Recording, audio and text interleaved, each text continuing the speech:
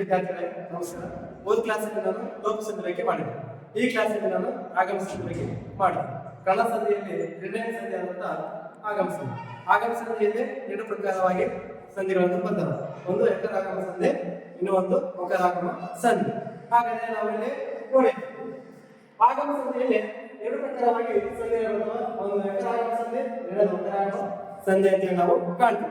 ಹಾಗಾದ್ರೆ ಎಕರಾಗಮ ಸಂಧಿ ಅಂತಂದ್ರೆ ಏನು, ಒಕರಾಗಮ ಸಂಧಿ ಅಂದ್ರೆ ಏನಾಗ ನೋಡೋಣ.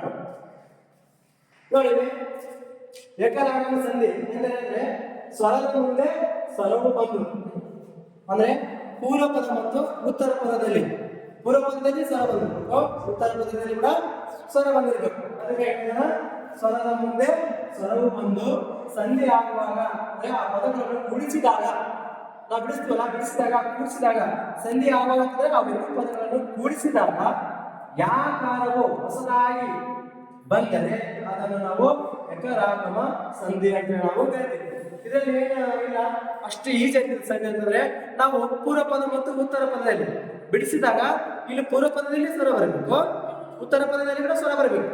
ಆದ್ರೆ ಅವೆರಡು ಕೂಡಿಸಿ ಬರೆದಾಗ ಅಲ್ಲಿ ಯಾಕಾರವು ಹೊಸದಾಗಿ ಆದೇಶವಾಗಿ ಬರ್ತದೆ.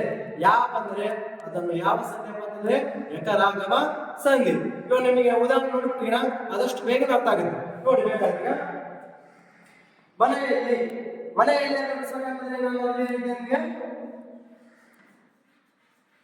ಮನೆ ಅದಿ ಅಲ್ಲಿ ನೋಡಿ, ಈಗ ಇದು ನಿಮಗೆ ಪೂರ್ವ ಪದ ಅಂತ ನಾನು ಹೇಳಿದ್ದೆ, ಇದು ಉತ್ತರ ಪದ. ಮನೆ ಅಂತ ಹೇಳಿದಾಗ ಪೂರ್ವ ಪದದ ಕೊನೆಯ ಅಕ್ಷರವನ್ನು ನಾನು ಏನ್ ತಗೋಬೇಕು ಅಂತ ಹೇಳಿದ್ದೆ, ಯಾವ್ದು ಅಕ್ಷರ ಇರುತ್ತೆ ಅದನ್ನ ತಗೋಬೇಕು. ಮನೆ ಅಂತಂದಾಗ ಹೇಳಿ ಸ್ವಲ್ಪ ಹೇಗೆ ಬರ್ತದೆ, ಅದೇ ಉತ್ತರ ಪದದ ಮೊದಲ ಅಕ್ಷರವು ಏನಿರುತ್ತೆ ಅದನ್ನೇ ತಗೋಬೇಕು. ನೋಡಿ, ಇಲ್ಲಿ ಸ್ವರ ಬಂದಿದೆ, ಇಲ್ಲಿ ಸ್ವರ ಬಂದಿದೆ. ಇವಾಗ ನಿಮಗೆ ವಿವರಣೆ ನೋಡಿದ್ರೆ ಗೊತ್ತಾಗುತ್ತೆ. ನೋಡಿ, ಸ್ವರದ ಮುಂದೆ ಸ್ವರವು ಬಂದು, ಸ್ವರದ ಮುಂದೆ ಸ್ವರವು ಬಂದು ಸಂಧಿ ಆಗುವಾಗ, ಸಂಧಿ ಆಗುವಂದ್ರೆ ನಾವು ಇದನ್ನು ಬಿಡಿಸ್ಬಿಡೋಣ, ಪೂರ್ವ ಮತ್ತು ಉತ್ತರ ಸಂಧಿ ಬಿಡಿಸ್ಬಿಡೋಣ. ಸಂಧಿ ಆಗುವಂದ್ರೆ ಅಸಂಧಿ ಮನೆ ಅದಿ ಅಲ್ಲಿ ಮನೆಯಲ್ಲಿ.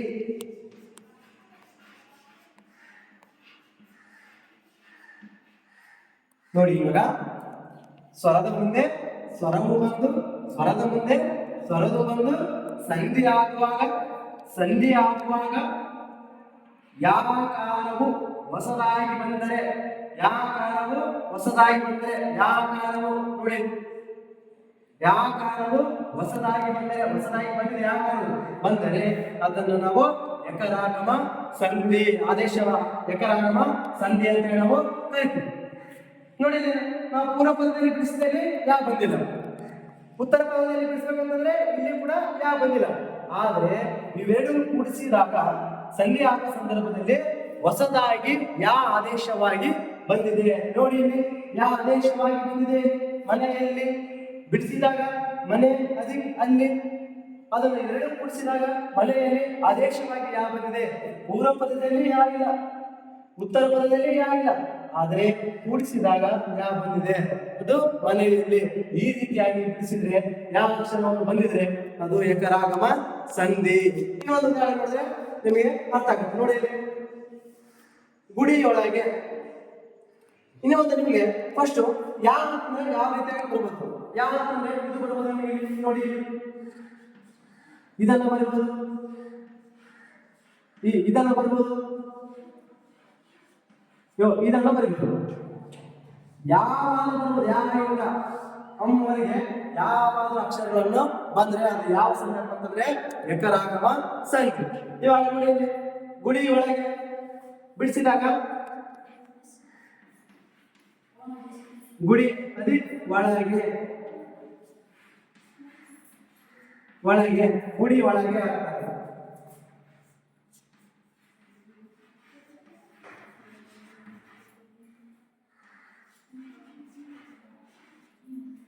ನೋಡಿ, ಇದು ಯಾವ ಪದ ಅಂತ ಹೇಳಿ, ಪೂರ್ವ ಪದ, ಉತ್ತರ ಪದ. ನಾವು ಪೂರ್ವ ಪದದ ಕೊನೆಯ ಅಕ್ಷರವನ್ನು ನಾವು ಬಿಡಿಸ್ಬೇಕಾಗ್ತದೆ. ಏನಂತಂದ್ರೆ ಇಲ್ಲಿ ಗುಡಿ ಬಂದಾಗ ಈ ಬಂದ, ಉತ್ತರ ಪದದ ಮೊದಲ ಅಕ್ಷರ ಯಾವ ರೀತಿ ಇರುತ್ತೆ ಅದನ್ನೇ ಇಟ್ಕೊಳ್ಬೇಕಂತ ಹೇಳಿದ್ರೆ ನಾವು ಇಲ್ಲಿ ಏನು ಬಂದಿದೆ, ಇಲ್ಲಿ ಓ ಬಂದಿದೆ. ಇವಾಗ ನಾವು ಡೆಫಿನೇಷನ್ ನೋಡಿ, ಸ್ವರದ ಮುಂದೆ ಸ್ವರವು ಬಂತು, ಸ್ವರವು ಮುಂದೆ ಸ್ವರವು ಬಂತು. ಸಂಧಿ ಆಗುವಾಗ ನಾವು ಬಿಡಿಸಿದ್ದೀವಿ, ಸಂಧಿ ಆಗುವಾಗ ಯಾವ ಕಾರು ಹೊಸದಾಗಿ ಬರಬೇಕು, ಯಾವ ಕಾರು ಹೊಸದಾಗಿ ಬರಬೇಕು, ಯಾವ ಕಾರು ಹೊಸದಾಗಿ ಬಂದರೆ ಅದನ್ನು ನಾವು ಎಕರಾಗುವ ಸಂಧಿ. ಇಲ್ಲಿ ಯಾವುದೋ ಪೂರ್ವ ಪದ ಲೋಪ ಆಗಿಲ್ಲ, ಉತ್ತರ ಪದ ಕೂಡ ಲೋಪ ಆಗಿದೆ, ಆದರೆ ಲೋಪ ಯಾವ ಅಕ್ಷರ ಆಗಿಲ್ಲ. ಇಲ್ಲಿ ಯಾವ ಕಾರಣಕ್ಕೆ ಏನಾಯ್ತಂದ್ರೆ ಓ ಸೇರ್ಕೊಂಡಿದೆ, ಓ ಸೇರ್ಕೊಂಡಿದೆ, ಓ ಸೇರ್ಕೊಂಡಿದೆ ಸರ್ ಅಂತಂದ್ರೆ ನಾವು ಓ ಅನಿಸ್ಬೇಕಂತ ನಾವು ನೋಡಿದ್ವಿ. ಓ ಸೇರ್ಕೊಂಡಿದೆ ಯಾ ಅದಿ ಓ ಸೇರಿಸಿದ್ರೆ ಏನಾಗುತ್ತಂದ್ರೆ ಗುಡಿ ಒಳಗೆ ಇದು ಓ ಸೇರ್ಕೊಂಡಿದೆ, ಓ ಸೆಕೆಂಡ್. ಈ ರೀತಿಯಾಗಿ ಬಿಡಿಸಿದ್ರೆ ಈಸಿ ಆಗ್ತದೆ ನಿಮಗೆ ಅಂತ ಹೇಳಿ ನಾನು ಹೇಳಬಹುದು. ಹಾಗಾದ್ರೆ ಇನ್ನು ಒಂದು ನಿಮಗೆ ಬೇಗನೆ ಅರ್ಥ ಆಗುತ್ತೆ. ಕೈಯಲ್ಲಿ ನಾವು ಕೈಯಲ್ಲಿ ಬಿಡಿಸ್ಬೇಕಂತಂದ್ರೆ ಯಾವ ರೀತಿ ಬಿಡಿಸ್ಬೇಕಂತಂದ್ರೆ ನೋಡಿ, ಕೈ ಅದಿ ಅಲ್ಲಿ ಬಿಡಿಸಿದಾಗ ಕೈಯಲ್ಲಿ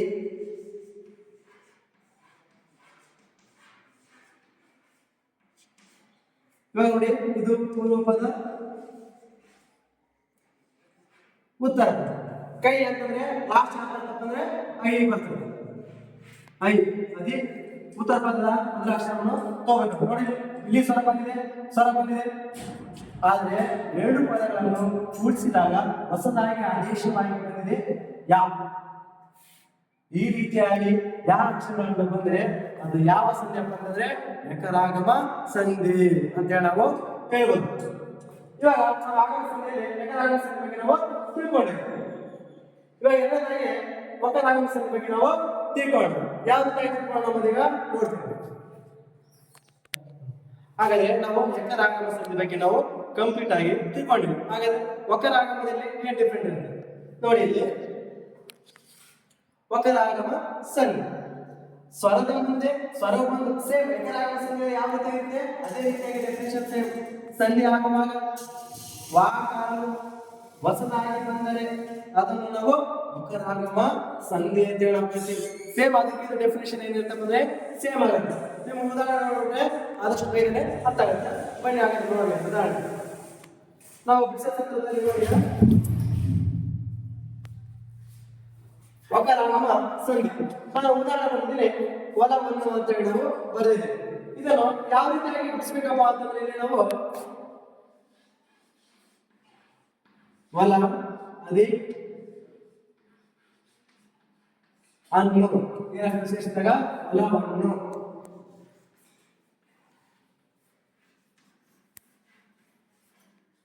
ಇವಾಗ ನೋಡಿ, ಇದು ಪೂರ್ವ ಪದ, ಉತ್ತರ ಪದ. ಹಾಗಾದ್ರೆ ನಾವು ಹೊಲವನ್ನು ಬಿಡಿಸಿದ ಸಂದರ್ಭದಲ್ಲಿ ವಕರಾಗಮ ಬರ್ಬೇಕಂತ ಹೇಳಿದ್ದೆ. ಯಕರಾಗಮ ಯಾವ ರೀತಿಯಾಗಿ ಬರ್ತಾಯಿತ್ತು ಅದೇ ರೀತಿಯಾಗಿ ವಕರಾಗಮ ಸಂಧಿ ಕೂಡ ಬರ್ತದೆ. ಅದು ಯಾವ ರೀತಿಯಾಗಿ ಬರ್ತಪ್ಪ ಅಂತಂದ್ರೆ ಹೊಲ ಅಂತಂದಾಗ ಇದೇ ಬರ್ಬೇಕಂತ ಹೇಳಿದ್ರೆ ನಾನು ಲಾಸ್ಟ್ ಕೊನೆಯ ಪದ, ಪೂರ್ವ ಪದದ ಕೊನೆಯ ಅಕ್ಷರ ಯಾವುದಿದೆ ಅದು ಬರಬೇಕು. ಉತ್ತರ ಪದದ ಮೊದಲ ಅಕ್ಷರ ಯಾವ ರೀತಿಯಾಗಿದೆ ಅದನ್ನ ಇಟ್ಕೊಳ್ಬೇಕು ಅಂತ ಹೇಳಿದೆ ನಾನು. ಇಲ್ಲಿ ಸ್ವರ ಬಂದಿದೆ, ಇಲ್ಲಿ ಸ್ವರ ಬಂದಿದೆ. ಇವಾಗ ನೋಡಿ, ಸ್ವರದ ಮುಂದೆ ಸ್ವರವು ಬಂದು, ಸ್ವರದ ಮುಂದೆ ಸ್ವರವು ಬಂದು ಸಂಧಿ ಆಗುವಾಗ ಬಿಡಿಸಿದ್ರೆ ಸಂಧಿ ಆಗುವಾಗ ವಾಕಾರು ಹೊಸದಾಗಿ ಬಂದರೆ ಯಾಕಾರು ಹೊಸದಾಗಿ ಬರಬೇಕು. ಯಾವ್ದಂದ್ರೆ ವಾ ಮೊದಲೇ ಹೊಸದಾಗಿ ಬಂದಿದೆ, ವಾ ಮೊದಲು ಹೊಸದಾಗಿ ಬಂದಿದೆ. ಇಲ್ಲಿ ಇದೆ ನೋಡಿ, ಇಲ್ಲಿ ವಾ ಮೊದಲು ಹೊಸದಾಗಿ ಬಂದಿದೆ. ಪೂರ್ವ ಪದದಲ್ಲಿ ವಾ ಇಲ್ಲ, ಉತ್ತರ ಪದದಲ್ಲಿ ವಾ ಇಲ್ಲ. ಆದ್ರೆ ಸಂಧಿ ಕಾರ್ಯ ನಡೆಯುವಾಗ ಸಂದರ್ಭದಲ್ಲಿ ವಾ ಅಕ್ಷರವು ಏನಾಗಿದೆ ಅಂದ್ರೆ ಹೊಸದಾಗಿ ಆದೇಶವಾಗಿ ಬಂದಿದೆ. ಅದಕ್ಕಾಗಿ ಇದನ್ನು ನಾವು ವಕರಾಗಮ ಸಂಧಿ ಅಂತ ಹೇಳಿ ನಾವು ಕರಿತೀವಿ. ನೋಡಿ, ಹೊಲ ಅದಕ್ಕೆ ಅನ್ನು ಹೊಲವನ್ನು ವಾ ಎಂಬುದು ಇಲ್ಲಿ ವಾ ಇಲ್ಲ, ಪೂರ್ವ ಪದದಲ್ಲಿ ಉತ್ತರ ಪದದಲ್ಲಿ ವಾ ಇಲ್ಲ. ಆದ್ರೆ ಸಂಧಿ ಕಾರ್ಯ ನಡೆಯಬೇಕಾದ್ರೆ ಇಲ್ಲಿ ವಾ ಬಂದಿದೆ. ಅದಕ್ಕಾಗಿ ಇದನ್ನ ವಕರಾಗಮ ಸಂಧಿ ಅಂತ ಹೇಳಿ ನಾವು ಕರಿತೀವಿ. ಹಾಗಾದ್ರೆ ನಿಮಗೆ ಹೇಳ್ಬೋದು, ವಾ ಅನ್ನ ಬರ್ಬೋದು, ವಿ ಅನ್ನ ಬರ್ಬೋದು, ಓ ಅನ್ನ ಬರ್ಬೋದು. ಈ ರೀತಿಯಾಗಿ ಬರ್ಬೋದು ನಮ್ಮವರಿಗೆ.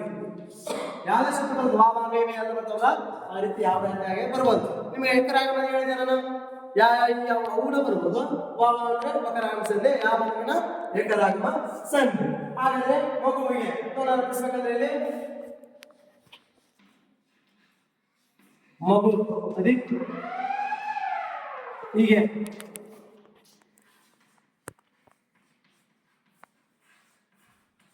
ಮಗುವಿಗೆ ಇದು ನಿಮಗೆ ಪೂರ್ವ ಪದ ಉತ್ತರ ಪದ. ನೋಡಿ ಇಲ್ಲಿ ಪೂರ್ವ ಪದದ ಕೊನೆ ಅಕ್ಷರವನ್ನು ತಗೋಬೇಕಂತೇಳಿ ನಾನು ಮಗು ಅಂತಂದ್ರೆ ಹೂ ಬರ್ತಿದೆ ಇಲ್ಲಿ. ಉತ್ತರ ಪದ ಮೊದಲ ಅಕ್ಷರವನ್ನು ಏನಿರುತ್ತೆ ಅದನ್ನ ತಗೋಬೇಕಂತ ಹೇಳಿ ಇಲ್ಲಿ ಸ್ವರ ಬಂದಿದೆ, ಇಲ್ಲಿ ಸ್ವರ ಬಂದಿದೆ. ಆದ್ರೆ ಸಂಧಿ ಕಾರ್ಯ ನೋಡಬೇಕಾದ್ರೆ ಇಲ್ಲಿ ಬಿ ಇಲ್ಲ, ಪೂರ್ವ ಪದದಲ್ಲಿ ಬಿ ಇಲ್ಲ, ಉತ್ತರ ಪದದಲ್ಲಿ ಬಿ ಇಲ್ಲ. ಸಂಧಿ ಕಾರ್ಯ ನೋಡಬೇಕಾದ್ರೆ ಇಲ್ಲಿ ಬಿ ಬಂದಿದೆ ನೋಡಿ, ಅಥವಾ ಅಲ್ಲಿ ಬಂದಿದೆ ನೋಡಿ, ಇಲ್ಲಿ ಬಿ ಬಂದಿದೆ ನೋಡಿ. ಇಲ್ಲಿ ಆದೇಶವಾಗಿ ಹೊಸದಾಗಿ ಬಿ ಅನ್ನು ಇಲ್ಲಿ ಸೇರಿಕೊಂಡಿದೆ. ಸಂಧಿ ಬಿಡಿಸಬೇಕಾದ್ರೆ ಯಾವುದೇ ರೀತಿಯಾಗಿ ಬಿ ಅನ್ನು ಸೇರಿಕೊಂಡಿಲ್ಲ.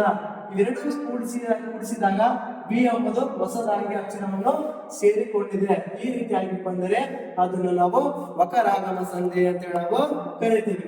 ಲಾಸ್ಟ್ ಗೋವನ್ನು ಬಿಡಿಸ್ಬೇಕಂದ್ರೆ ನೀವೇ ಕಮೆಂಟ್ ಮುಖಾಂತರ ನನಗೆ ತಿಳಿಸ್ಬೇಕಾಗುತ್ತೆ. ಇಲ್ಲಿ ಏನ್ ಬರುತ್ತೆ ಅನ್ನೋದು ಕಮೆಂಟ್ ಮಾಡಿ ನಿಮಗೆ ಆನ್ಸರ್ ಮಾಡಿ ಅಂತ ನಾನು ಹೇಳುತ್ತಾ ಇಷ್ಟ. ನಿಮಗೆ ಆಗಮ ಸಂಧಿಯಲ್ಲಿ ನಾವು ಏಕರಾಗಮ ಮತ್ತು ವಕರಾಗಮ. ಏಕರಾಗಮ ನಮ್ಮಲ್ಲಿ, ವಕರಾಗಮದಲ್ಲಿ ಬನ್ನಿ. ಅದು ಯಾವ ಸಂಧಿ ಅಂತಂದ್ರೆ ಆಗಮ ಸಂಧಿ ಅಂತ ನಾವು ಹೇಳಿದ್ದೀವಿ. ಇದಿಷ್ಟೇ ಅರ್ಥ ಆಯ್ತು ಅಂತ ನಾನು ಹೇಳ್ತೀನಿ. ನಿಮಗೆ ಏನಾದ್ರು ಡೌಟ್ಸ್ ಇದ್ರೆ ಕಮೆಂಟ್ ಮುಖಾಂತರ ತಿಳಿಸಂತ ಹೇಳುತ್ತಾ ನನ್ನ ಕ್ಲಾಸನ್ನು ಮುಗಿಸ್ತೀನಿ. ನಮಸ್ಕಾರ.